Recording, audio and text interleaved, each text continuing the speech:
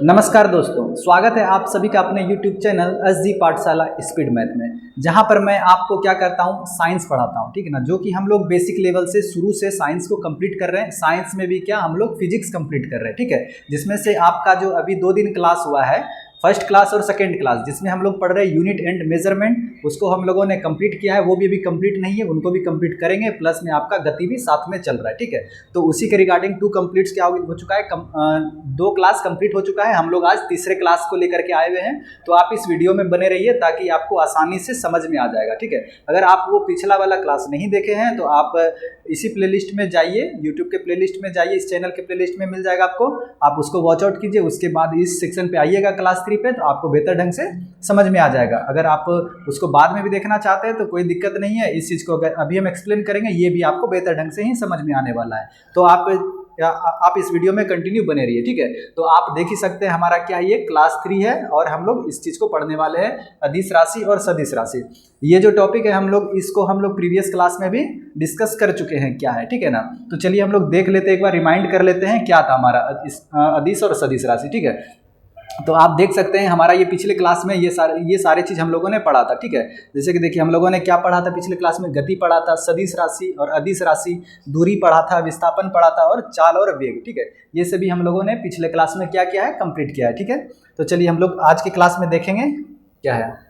तो आज के क्लास में भी हम लोग क्या देखने वाले हैं, सदिश और अदिश राशि के कुछ एग्जाम्पल्स देखेंगे, जो कि आपके एग्जाम में जो है अक्सर ही पूछे जाते हैं। बस आपको ये जितना एग्जाम्पल है स्क्रीन पे दिख रहा है, केवल आप उतना एग्जाम्पल कर लेते हैं। तो आपके एग्जाम में अगर पूछा जाए वेक्टर और स्केलर क्वांटिटी से कौन सी राशि है जो कि वेक्टर क्वांटिटी है और कौन सी स्केलर क्वांटिटी है, तो आपका वो नहीं छूटने वाला है, ठीक है। तो चलिए देखते हैं क्या है।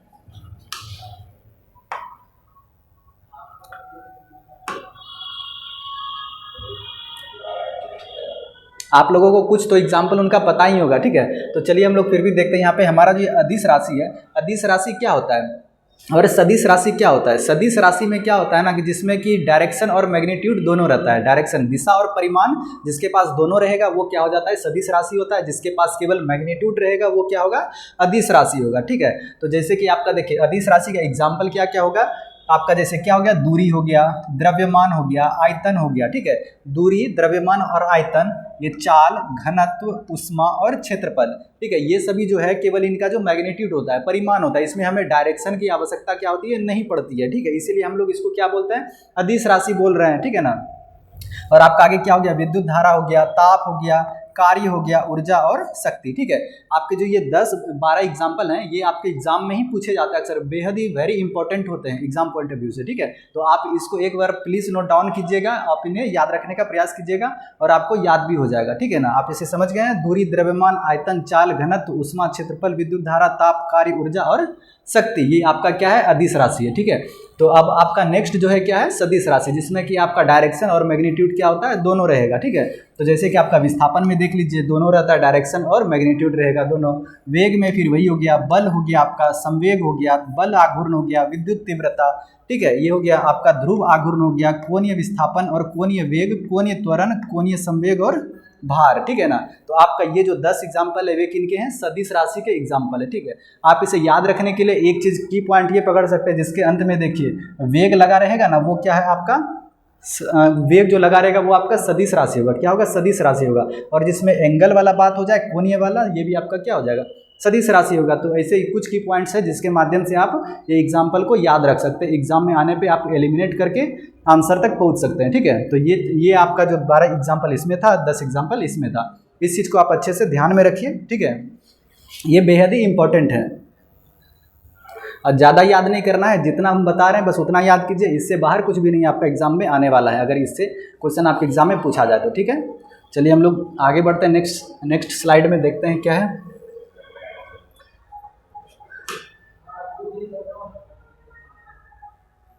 चलिए वहाँ पे तो हम लोगों ने क्या देखा, वहाँ पे पिछले स्लाइड में हम लोगों ने क्या देखा, सदिश और अदिश राशि देखा, ठीक है ना, उसके एग्जाम्पल देखे।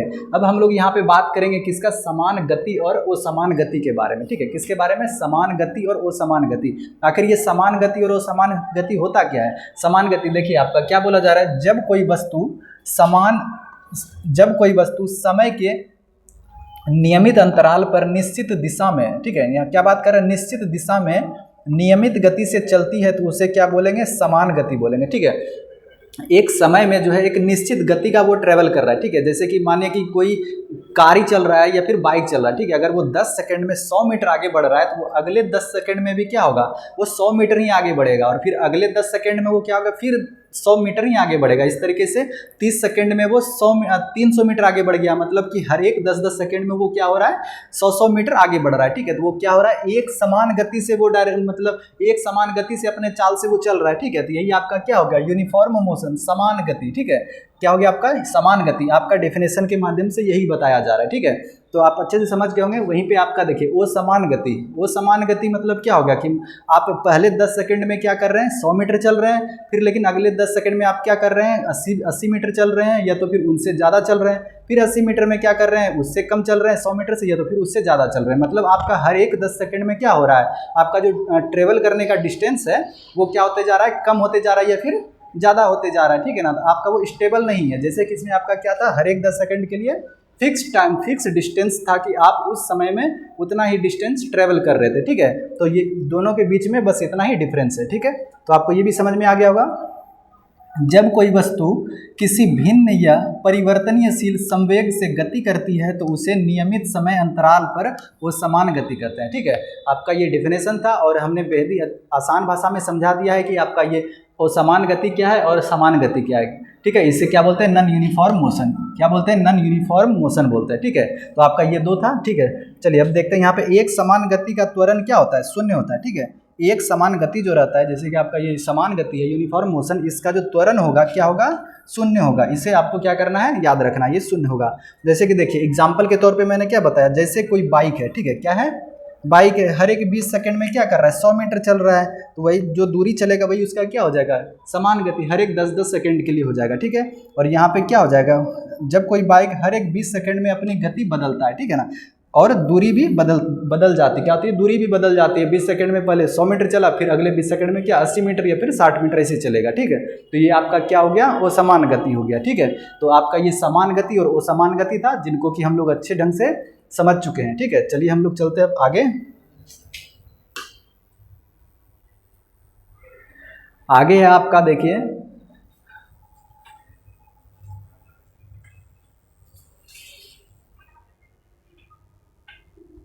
आगे क्या है आपका, आपका है औसत चाल। क्या है, औसत चाल। और फिर आगे हम लोग क्या पढ़ेंगे, औसत वेग पढ़ेंगे, ठीक है ना। चाल और वेग, ठीक है। कल हमने बताया था चाल और वेग में क्या अंतर है। चाल और वेग में बस यही अंतर था कि चाल क्या होता है, एक स्पीड को, केवल एक डिस्टेंस को बताता है, ठीक है। और आपका ये क्या करता है, वेग क्या करता है, स्पीड के साथ साथ क्या करता है, वो डायरेक्शन को भी बताता है, ठीक है ना। जैसे कि 60 किलोमीटर को एक डिस्टेंस बता, 60 किलोमीटर की स्पीड से कुछ चीज चल रहा है, ठीक है, वो उसका क्या हो गया, चाल हो गया। और वही वेग क्या हो जाएगा, कोई 60 किलोमीटर स्पीड से चल रहा है लेकिन वो पूर्व या फिर पश्चिम दिशा की ओर चल रहा है, तो वो क्या हो जाता है, हमारा वेग हो जाता है, ठीक है। वेग और चाल ये हो जाता है, ठीक है। अब हम लोग देखेंगे औसत चाल आखिर क्या हो गया। औसत चाल क्या हो गया, हम लोग जो चाल मतलब क्या हो गया, distance by speed equal to distance by time, मतलब क्या, दूरी, जितना हम लोग दूरी कर रहे हैं और कितने समय में कर रहे हैं, यही हो रहा है ना। तो हम लोग यहाँ पे जो चाल में भी क्या हो गया, आपका कुल तय की गई दूरी, हम लोग जो भी चलेंगे, जैसे कि 100 किलोमीटर 200 किलोमीटर जितना भी चलें और उसको ट्रैवल करने में जितना हमारा समय लगा हो, ठीक है, कुल समय जो लगेगा हमको, ठीक है। हो सकता है पहले 10 किलोमीटर चले, फिर हम कहीं पे बैठ गए, ठीक है, 10 मिनट 15 मिनट बैठ गए, फिर हम चलना शुरू करते हैं, फिर हम लोगों ने 100 किलोमीटर चल गया, ठीक है। तो ऐसा करने में हमको क्या लग गया, एक बार हम लोग को पहले लगा 1 घंटा, फिर मान लेते हैं बाद में 10 घंटा लगा, ठीक है। तो हम लोग क्या करेंगे, उस टोटल समय को, ठीक है ना, समय को क्या करेंगे, टोटल को ऐड करेंगे और ऊपर में जो भी है दूरी जितना हम लोग ट्रेवल करेंगे उसको हम लोग ऐड करेंगे और समय से क्या करेंगे, देंगे उसको डिवाइड कर देंगे, तो क्या निकल के आ जाएगा, हमारा औसत चाल निकल के आ जाएगा, ठीक है ना। कुल तय की गई दूरी बटे कुल समय, यही आपका क्या हो जाता है, औसत चाल। जैसे देखिए डेफिनेशन क्या है, किसी वस्तु के द्वारा, ठीक है, किसी वस्तु के द्वारा, वस्तु क्या हो सकता है, कोई गाड़ी हो सकता है, आप हो सकते हैं, ठीक है ना, जो कि मूव करेगा, मूवमेंट जिसमें होगा। तय की गई दूरी क्या है, किसी वस्तु द्वारा तय की गई कुल दूरी है ना, कुल दूरी, उस दूरी को तय करने में लगे समय के अनुपात को ही हम लोग क्या बोलेंगे, औसत चाल बोलेंगे, ठीक है ना। क्या बोलेंगे हम लोग, औसत चाल। अब आगे देखिए आपका क्या है, औसत वेग, ठीक है ना। औसत वेग में भी वही है, वेग में केवल क्या आ जाता है आपका यहाँ पे, दूरी के जगह पे क्या आ जाता है, विस्थापन। और विस्थापन क्या था, वो न्यूनतम दूरी होता है, ठीक है ना। किसी दो पॉइंट को मिलाने के लिए जो हम लोग न्यूनतम दूरी का यूज करते हैं वो हमारा क्या होता है, विस्थापन होता है, ठीक है। और विस्थापन को काफी बेहतर ढंग से पिछले क्लास में हम लोगों ने एक्सप्लेन किया है और आपको अच्छे से समझ में भी आया है, ठीक है। तो आप इसको समझने के लिए आप पिछला क्लास देखिए, आपको बेहतर ढंग से समझ में आ जाएगा।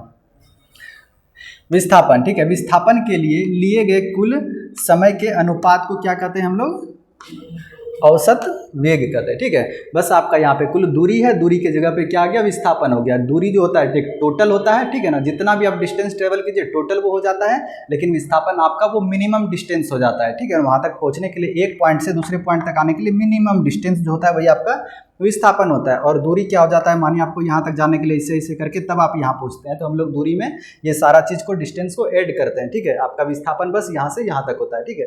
तो आपका विस्थापन क्या होता है, कुल विस्थापन बटे कुल समय, ठीक है। तो ये आपका क्या हो जाता है, बन जाता है औसत वेग हो जाता है, ठीक है।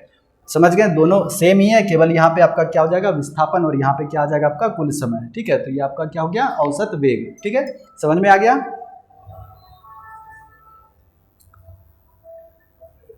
चलिए अब इस स्लाइड में हम लोग देखते हैं, तो चलिए देखते हैं क्या है हमारा इस स्लाइड में।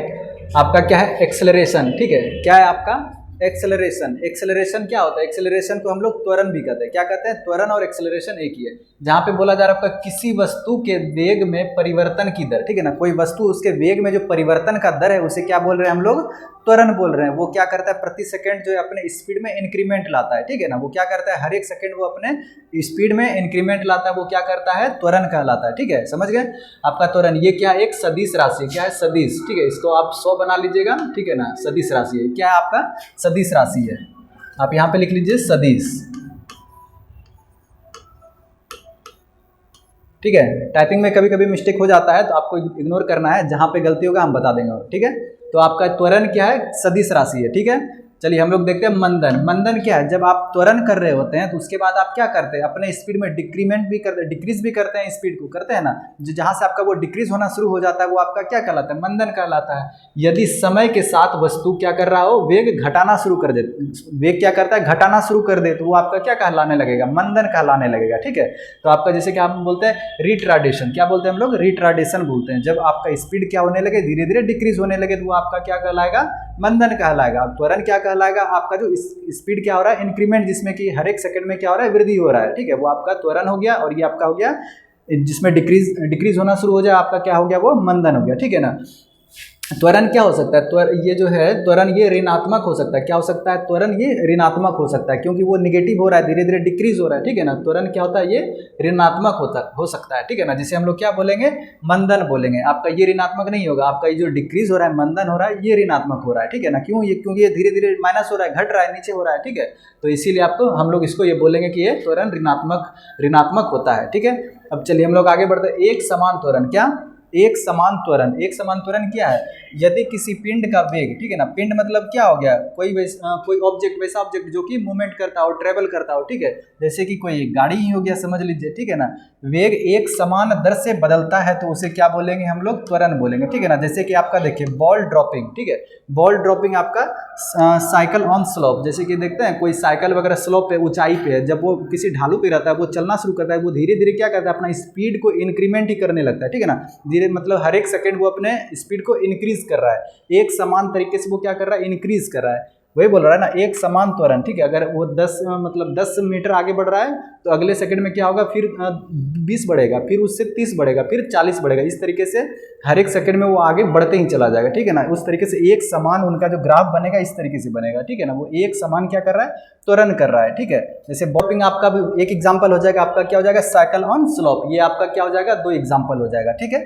तो चलिए हम लोग देखते हैं असमान त्वरण, ठीक है। असमान त्वरण में क्या है, यदि किसी पिंड का वेग, ठीक है, क्या वो समान दर से बदलता है तो हम लोग उसे क्या बोलेंगे, वो समान त्वरण बोलेंगे। क्या बोलेंगे, वो समान त्वरण बोलेंगे, ठीक है ना। एग्जाम जैसे कार इन ट्रैफिक, ठीक है ना।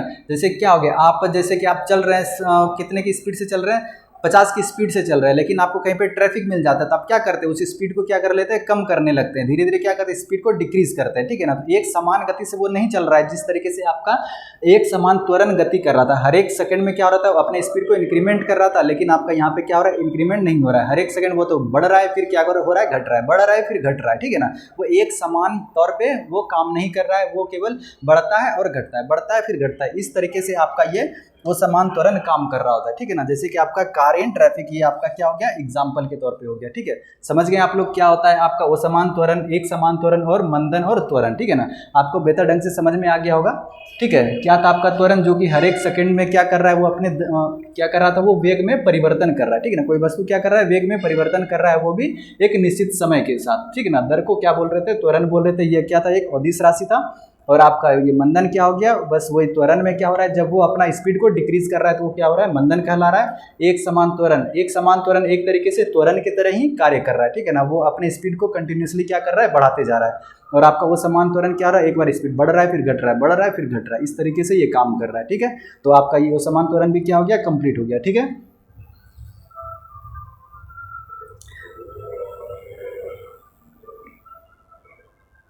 चलिए, तो आपका इस वीडियो में इतना ही था, और बाकी जो आपका इस टॉपिक से रिलेटेड जो भी है क्लास है, आपका क्लास 4th में होने वाला है। किस क्लास में होने वाला है, अगले क्लास में होने वाला है, ठीक है ना। तो आप चैनल को सब्सक्राइब कीजिए, ताकि नेक्स्ट क्लास जब आएगा तो आप उसे वॉच आउट कीजिएगा, ठीक है। तो तब तक